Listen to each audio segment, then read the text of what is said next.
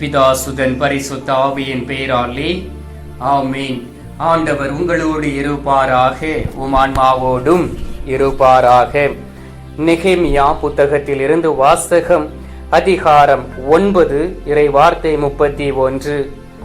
ஆயினும் உமது பேர் இரக்கத்தின் பொருட்டு நீர் அவர்களை அழித்து விடவும் இல்லை, கைவிட்டு விடவும் இல்லை.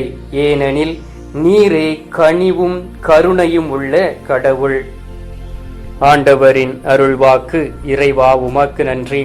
கிறிஸ்துவுக்குள் பிரியமான என் அன்பு சகோதர சகோதரிகளை, இன்று அதிகாலையிலே கனிவும் கருணையும் உள்ள நற்கருணை நாதரை தேடி வந்திருக்கக்கூடிய உங்களை அவர் ஆசீர்வதிப்பாராக. நீங்கள் எடுக்கக்கூடிய முயற்சிகளில் வெற்றி கொடுப்பாராக. பிள்ளைகளுடைய படிப்பின் காரியத்திலும் ஆண்டவர் பக்கத்துணையாய் இருப்பாராக.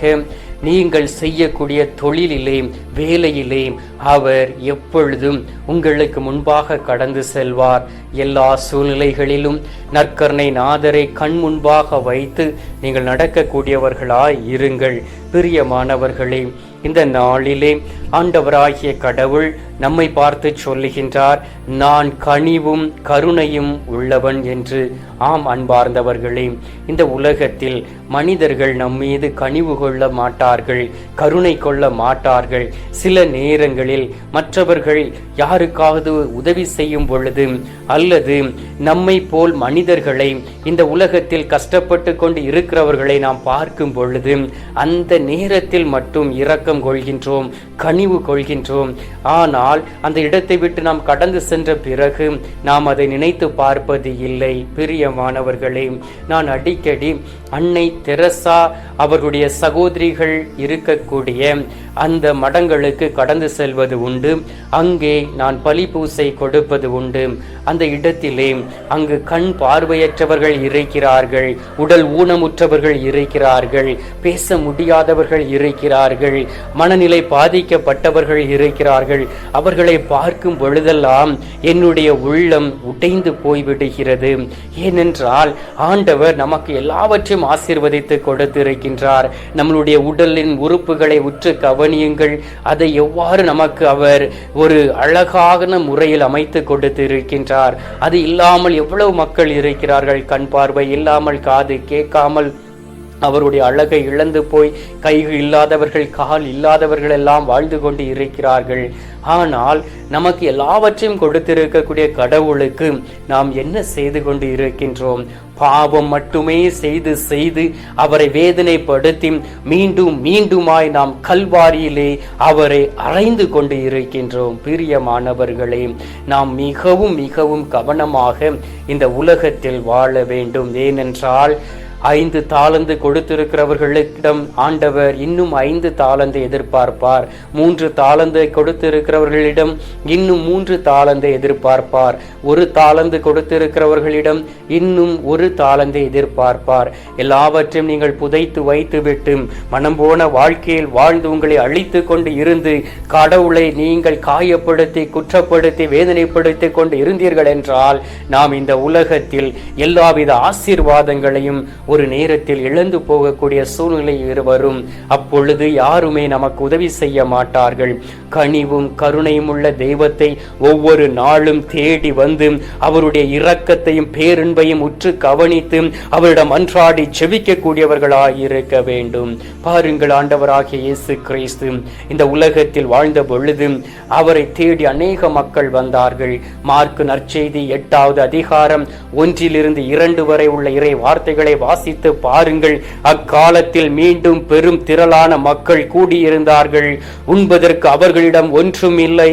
இயேசு தம் சீடர்களை வரவழைத்து அவர்களிடம், நான் இம்மக்கள் கூட்டத்தின் மீது பரிவு கொள்கிறேன் என்று சொன்னார். அல்லேலூயா, அல்லேலூயா. ஆண்டவராகிய இயேசு கிறிஸ்து நாம் மன வருத்தத்தோடும் வேதனையோடும் நாம் பலவீனத்தோடும் இருக்கும் பொழுது நம்மை பார்த்து அவர் வருத்தப்படுகின்றார். அவர் நம்மை பார்த்து மிகவும் பரிவு கொண்டு நமக்கு உதவி செய்யக்கூடிய கடவுளாய் அவர் வருகின்றார் நம்மிடம். எனவே ஒவ்வொரு நாளும் அவரிடம் செபிக்க வேண்டும். நோய்வாய்ப்பட்டு இருக்கிறோமா, இந்த நேரத்தில் அவருக்காக செபிக்க வேண்டும். ஆண்டவரே, எதற்காக இந்த நோய் எனக்கு வந்திருக்கிறது இருக்கிறது என்று சொல்லி அவரிடம் ஒப்பு கொடுத்து மன்றாடக்கூடியவர்களாக இருக்க வேண்டும். உண்மையிலும் உண்மையுமாக விசுவாசத்தோடு ஜெபிக்கக்கூடிய வேளையிலே ஆண்டவர் உங்களுடைய ஜெபத்தை கேட்டு அவர் உங்களுக்கு உடல் ஆரோக்கியத்தை கொடுப்பார், உடல் நோயில் இருந்து விடுதலை கொடுப்பார். ஆம் அன்பார்ந்தவர்களே, மத்தேயு நற்செய்தி 15வது அதிகாரம் 32வது வார்த்தை வாசித்து பாருங்கள். இயேசு கரையில் இறங்கிய போது பெரும் திரளான மக்களை கண்டு அவர்கள் மீது பரிவு கொண்டார், அவர்களிடையே உடல் நலமற்றி இருந்தோரை குணமாக்கினார் என்று. அல்லேலூயா. உங்களை குணமாக்குவதற்காக, உங்களுடைய குடும்பத்தில் இருக்கிறவர்களை குணமாக்குவதற்காக, இந்த உலகத்திலே நோய்வாய்ப்பட்டு இருக்கிறவர்களை குணமாக்குவதற்காக, தனது தழும்புகளினால் உங்களை தொடுவதற்காக இந்த நாளிலே வந்து இருக்கின்றார். எனவே பரிவு கொண்ட தெய்வத்தின் மீது, கனிவு கொண்ட தெய்வத்தின் மீது, கருணையும் கொண்ட தெய்வத்தின் மீது ஒவ்வொரு நாளும் கண்களை பதிய வைத்து நம்முடைய ஜெபங்களை அவரை நோக்கி ஏறெடுத்து ஜெபிக்கக்கூடியவர்களாய் இருக்க வேண்டும். மத்தேயு நற்செய்தி 14வது அதிகாரம் 14வது இறை வார்த்தையை வாசித்து பாருங்கள். பெரும் திரளான மக்கள் ஆயரில்லா ஆடுகளைப் போல் இருந்ததால் அவர்கள் மீது பரிவு கொண்டு அவர்களுக்கு பலவற்றை அவர் கற்பித்தார் என்று. ஆம் அன்பார்ந்தவர்களே, நாம் அறிவு குன்றி இருக்கக்கூடிய வேளையிலே, ஞானமற்று நடக்கக்கூடிய வேளையிலே எல்லாவற்றையும் கற்பிக்கக்கூடியவராகவும் இருக்கின்றார். நாம் என்ன செய்ய வேண்டும் என்பதையும் ஆண்டவராகிய இயேசு கிறிஸ்து புனித பவுலடியாருக்கு வெளிப்படுத்தியபடியினால் அவர் எபேசிய மக்களுக்கு எழுதும் பொழுது சொல்லுகின்றார். 4வது அதிகாரம் 32வது இறை வார்த்தையில், ஒருவருக்கொருவர் நன்மை செய்து பரிவு காட்டுங்கள் என்று சொல்லுகின்றார். அதன் வழியாக நாம் கிறிஸ்துவின் வழியாக அவரை போல் நாம் வாழ முடியும் என்பதையும் கற்றுக் கொடுக்கின்றார். ஆம் அன்பார்ந்தவர்களே, இந்த நாளில் உடைந்து போய் இருக்கிறீர்களா?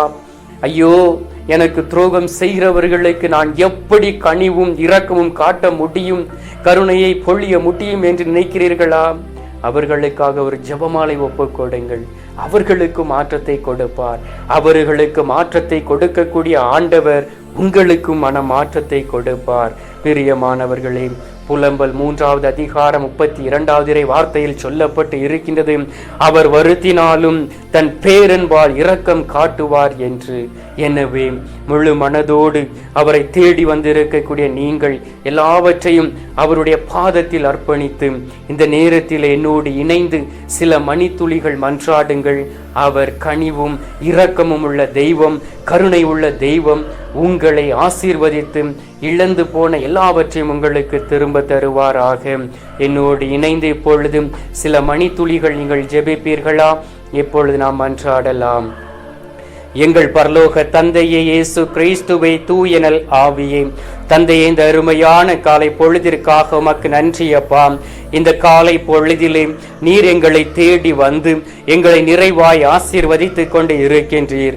நீர் எங்களை ஏற்றுக்கொண்டிருக்கின்றீர். எங்களுடைய பாவத்திற்கு ஏற்ப எங்களை தண்டிக்காதபடி எங்கள் மீது கனிவும் கருணையும் கொண்ட தெய்வமாய் இருக்கின்றீர். மனதுருக்கத்தின் தெய்வமாய் இருக்கின்றீர். இரக்கத்தின் ஆண்டவராய் இருக்கின்றீர். இந்த நேரத்திலே தகப்பனே, நாங்கள் ஒருவருக்கொருவர் விட்டு கொடுத்து ஒருவருக்கு ஒருவர் நன்மை செய்து நடக்கக்கூடிய பிள்ளைகளாய் இந்த உலகத்தில் வாழ வேண்டும் ஆண்டவரே. இரக்கமற்ற செயல்கள் எங்களை விட்டு கடந்து போக வேண்டும். நீடிய பொறுமையுள்ள நீர் எங்களோடு கூட இருக்கிறபடியினால் நாங்களும் நீடிய பொறுமையுடன் இருந்து பேரன்பை பொழியக்கூடியவர்களாக இருக்க வேண்டும். எங்களை ஏற்றுக்கொள்ளும் அப்பா. பாவங்களை மன்னியும் தகப்பனையும் ஒவ்வொரு பிள்ளைகளையும் பொறுப்படுத்திக் கொள்ளும் ஆண்டவரே. இந்த நேரத்திலே நீர் எங்களுடைய ஜெபங்களை கேட்டதற்காக உமக்கு நன்றி. ஜெபங்களை கேட்டு பதில் தந்திருப்பதற்காக உமக்கு ஸ்தோத்திரம், ஸ்தோத்திரம், ஸ்தோத்திரம். மீட்பெரும் இரட்சகருமான இயேசுவின் திருக்கரத்தில் ஒப்பு கொடுத்து எங்கள் பாதுகாவலராம் புனித சூசையப்பர் வழியாக ஜெபிக்கின்றோம். அன்பு தந்தையே, ஆமீன். பரலோகத்தில் இருக்கிற எங்கள் பிதாவே, உம்முடைய நாமம் அர்ச்சிக்கப்படுவதாக.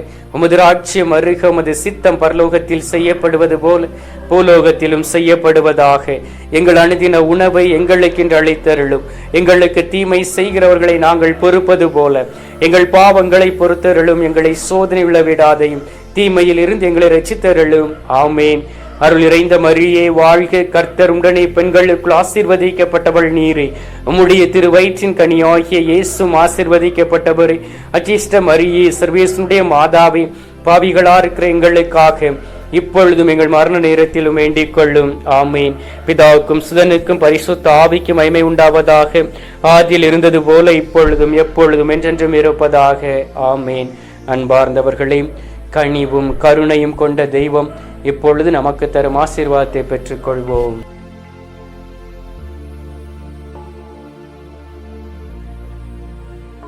எல்லாம் அல்ல இறைவன் பிதா, சுதன், பரிசுத்த ஆவி உங்களை ஆசீர்வதிப்பாராக. ஆமீன்.